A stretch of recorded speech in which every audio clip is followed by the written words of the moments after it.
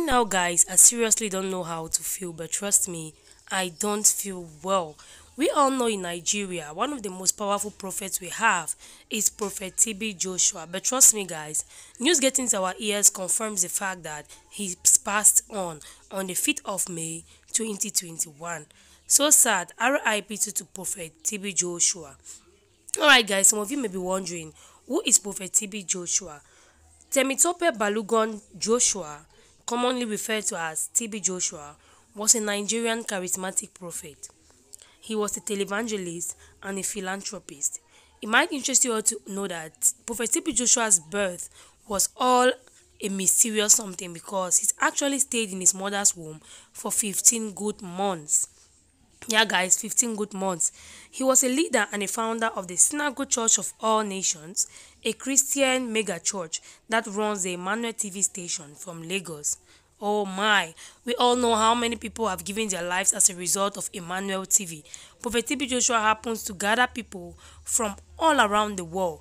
When he started his church, Prophet TB Joshua did not even know how to speak proper English. My interest you all to know that with time and with proper education, which started going to school, even in school we're talking about, this man began learning about English language and he became very strong in the Lord. Might interest you all to know that this man has actually passed on. And trust me, guys, amongst all these prophets that have passed on, this is the one that is touching me the most, because I usually listen to his message and I'm usually seeing how he delivers people, how good and how well he preaches the word of God, just the way it should be. But at the end of the day, God takes it and God is the one that gives it. But surprisingly enough, all the men of God are now passing on. Does that mean the world is coming to an end and God is taking his own before the time is coming to an end? I don't know. So guys, might interest you all to know that TB Joshua was born on June 12, 1963. He got married to a woman that is called Jocelyn Joshua. That is in 1990 that he got married to the woman.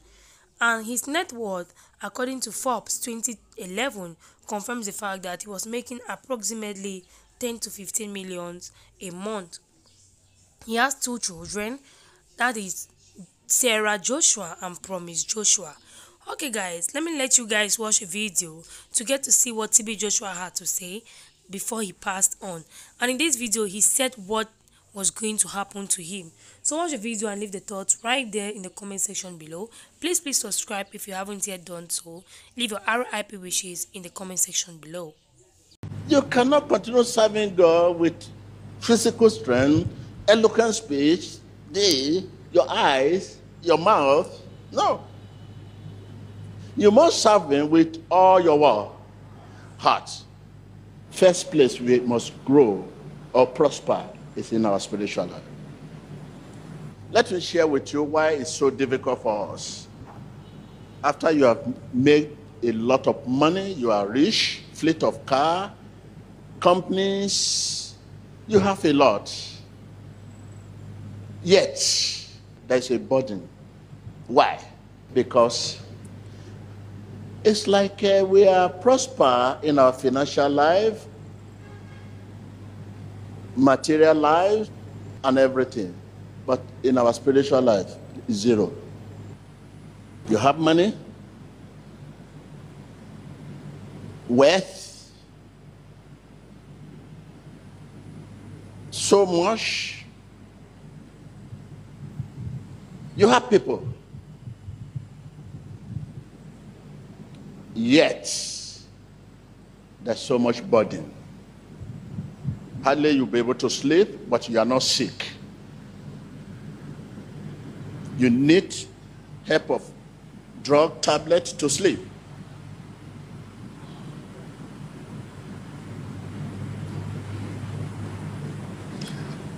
You cannot sit down any longer alone for 3 to 4 hours. You need to be in the midst of people to be happy. Create joy, joy that created, not joy of the Lord. So people will make you happy. You need to go to party. You need to go to club house. You need to go to occasion. You need to go to medical checkup. You need to go for holiday every week just to be happy. You are looking for just joy. the one you have is not sustain you. Now, reverse is the case. Our spiritual life first. Because this spiritual life is the one that carry everything we have. It carry our money, it carry our property, your fame. It is the spiritual life that carry them. If something that carry you is very small, you know the weight will be too much for him. The life many of us live is like you as a person carry this. If you carry this, you soon get tired. Your spiritual life is like that. What carry you is your spiritual life. It's not your money that carry you. It's not your material that carry you. It is not your fame that carry you. It is not your popularity that carry you. Wealth. No. What carry you is your spiritual life. And what you have is so much, too much for spiritual life to carry. So your spiritual life is just, that is why life is so difficult for many of us. With your money, with your property, with your mate, you keep asking yourself, I have money, why should I be suffering? I have this, why should I be suffering? I have fame, I have company all over the world, why should I be suffering? Yeah, because the person that carry you is carrying so much low property, and is the one that's supposed to be giant, and those things supposed to be.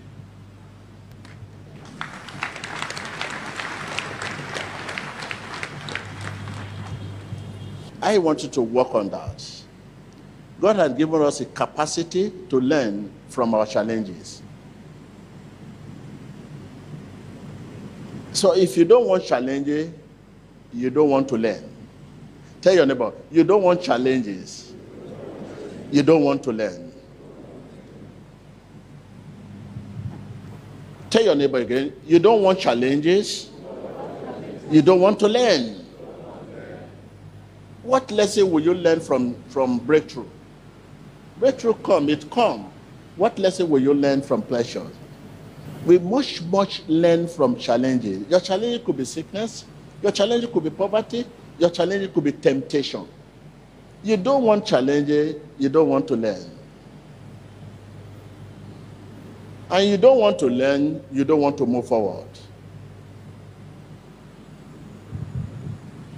Challenges will come and we will learn and move on.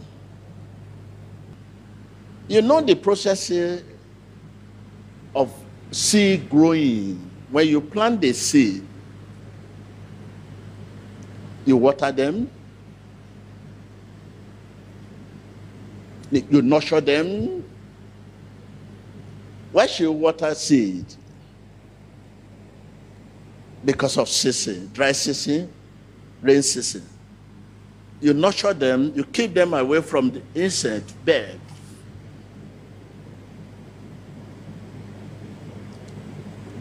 You try to remove weed around it. These are the challenges seed have. Before grow and become beneficial to you.